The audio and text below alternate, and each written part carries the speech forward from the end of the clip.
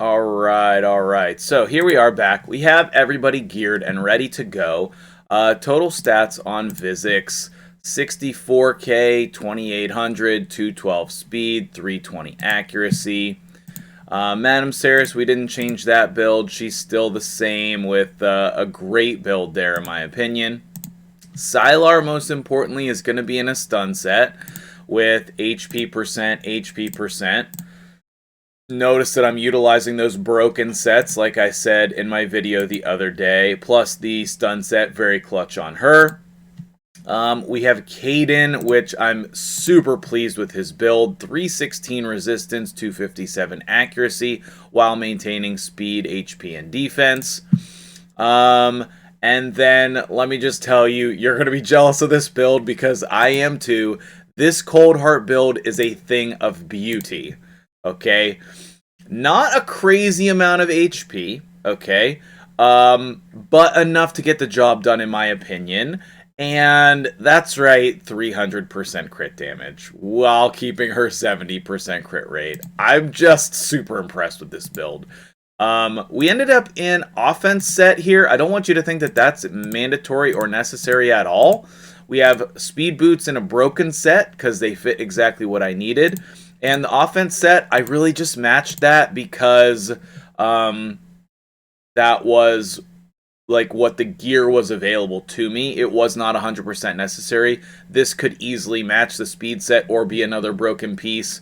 It doesn't really matter there. One of the things I wanted to point out was consistency over here with this flawless execution mastery, because I think a lot of people take other things. For level 25 dungeons, I actually recommend War Master as the mastery you should take on your Cold Hearts if you're using them in level 25 dungeons, because that's additional damage that can proc since they're capped on their damage. But for consistency and the most damage with the consistency, I recommend Flawless Execution. Alright, so let's go ahead and jump into the run, and hopefully we're going to get this on the first try, but if not, I'll cut and come back to it. But we're going to use the defense aura in Faction Crypts by Vizix, and we're going to manual the run, because manualing is how you succeed, okay? So let's go ahead and see how much damage this Cold Heart is going to do. Caden here, weak hitting a lot. We're going to provoke, and we are going to decrease their turn meter. We are going to put some big hits. Great. And we're going to keep going. Steal the buff. Very nice. We're going to single target one champion at a time. We got decreased accuracy. We got no stuns. Boom. Big hits.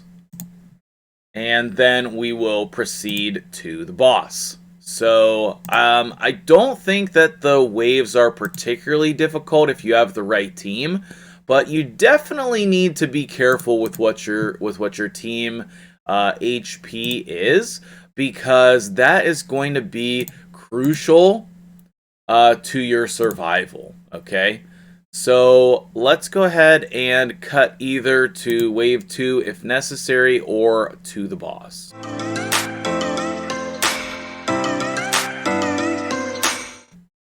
Okay, I wanted to come back in here on wave 2, the Valk waves, and just show off the power of Sylar in the stun set. All 3 Valks are stunned.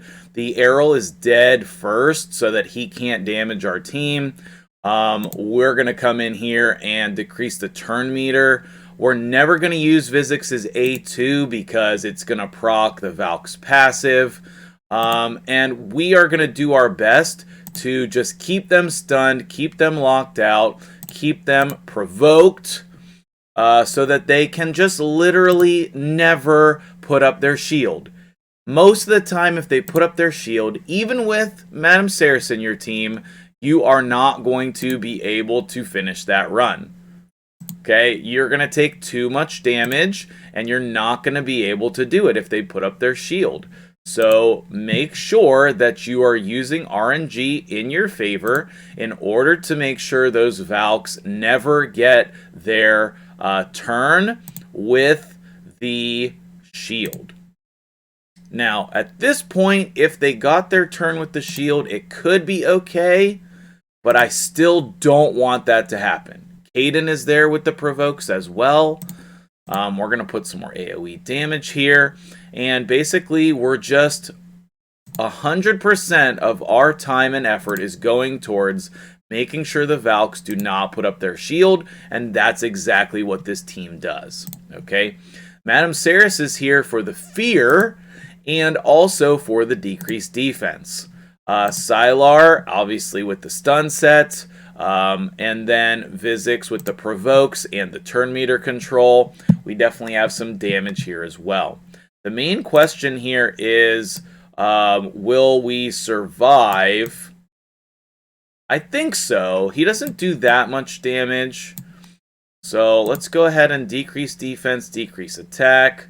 We'll do the same thing, even though we don't really need it. Let's go see if we can put decreased speed on. Very good. Let's decrease the turn meter. Very good. Let's put some damage on. Very good. And ideally, we want the boss to take the least amount of turns as possible here. And we did not get the decreased accuracy, which is okay. We probably do still want to kill the side minions whenever possible, because they are kind of annoying. But we're also going to do damage to the boss along the way. Okay. Now, this is looking pretty good. We are definitely getting our turn skipped here. But that's alright. I don't know, like, Kate, we don't really have a healer in this team. So, Caden being survivable is really important. But manipulating the turn meter here is also very important. With Cold Heart, I think we still want to prioritize.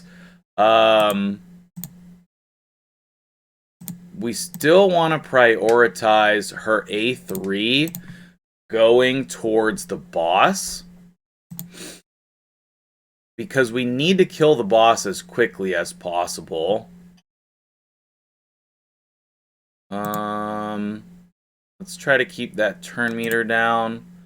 Is this 1 or 2? It's 2, but Cold Heart has her A3 available, so we definitely want to do that. See if we can stun the side minions.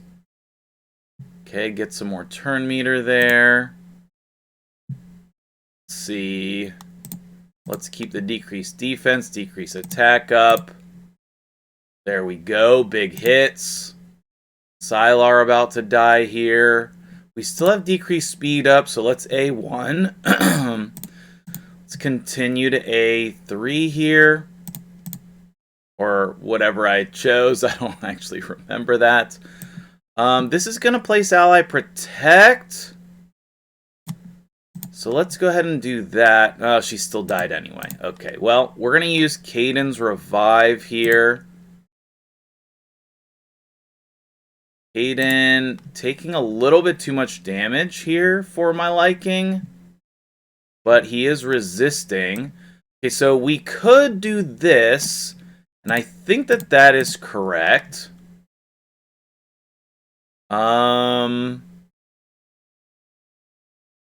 Provoked here. Let's put the shield on. To block damage, that's not good. Okay, on Cold Heart. Block damage has worn off. Now we can start Sylaring people. We have 2 more turns left. I'm worried about this poison. Okay, now we can start manipulating the boss again. Decrease accuracy on the minions. Ah, Cold Heart died. That's not good for us. That's not good for us. Got 1 minion down.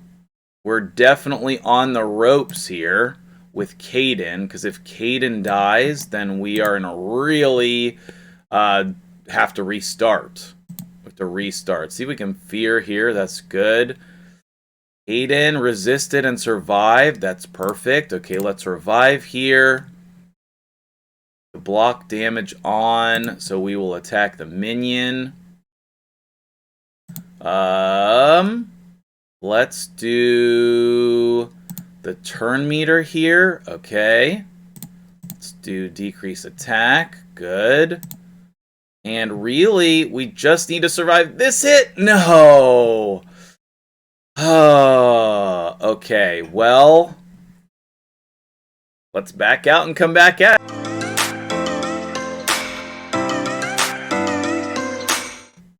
Alright, we're right back to the same exact spot where we were before, fighting the boss. Everybody's alive. We just revived with Caden over here.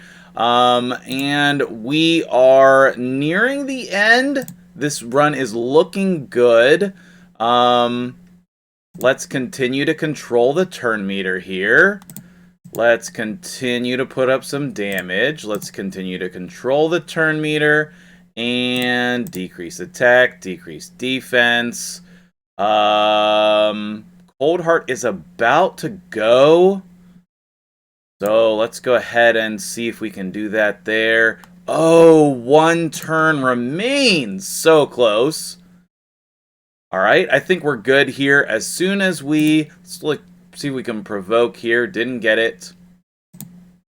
Actually, let's A1 and see if we can fear, because this right is the one that does the block damage we don't want. So we are going to provoke and then kill. And there it is. So, 10 minutes and 40 seconds. Everybody was alive. We didn't actually have a healer here. The only thing that we did, the only change that we made from when I cut from before was on Caden. I went and I swapped to a couple of mortal pieces here just to give a little bit of healing. And I finished his masteries here. You can see that let me put myself, it's going to glitch. Alright, there. It just takes a second when I switch over there. We did put War Master on him, but the most important thing here is actually Life Drinker. And then the defense tree here provides a lot of support for us. And then the War Master adds a little bit of additional damage. All of these things are clutch for you completing your faction wars. Prioritize your best gear. Including immortal and regen sets if necessary. Most of the time on your champions, you want HP percent if they're survivable, or, on Cold Heart, we have the crit damage gloves if they're a damage dealer, and then making sure you have the appropriate accuracy and speed, etc., etc. You need your best gear on the account, and you definitely need masteries on champions. Masteries, none. Masteries, none. Okay, so my usual recommendation is at least a couple people with War Master. That's going to give you the damage that you need, and then we're good to go. So that'll do it for me here today. I hope this video was helpful for you in figuring out what you need to do in order to do well on your factions, and let me know in the comments below what was helpful about this for you and what you're still stuck on down below. How are you doing in your faction wars? I'd love to know. Until the next one, this is MtgJedi. I hope you have a wonderful day and a wonderful holiday season with your families.